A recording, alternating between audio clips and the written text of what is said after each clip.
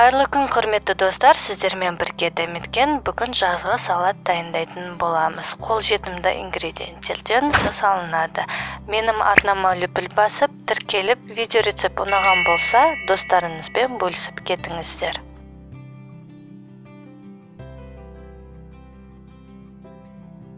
Бізге керек ингредиенттер баялды, яғни баклажан, помидор, пияз, піскен жұмыртқа және чеснок. Көкөністердің бәрін видеодағыдай турап аламыз.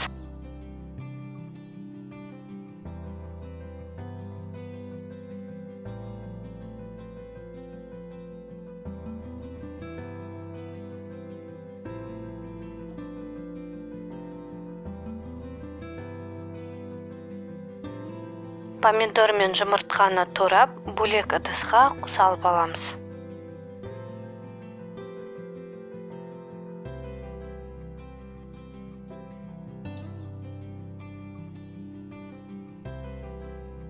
Қызып тұрған табаға күнбағыс май, баялды, шымшы тұз салып қуырамыз.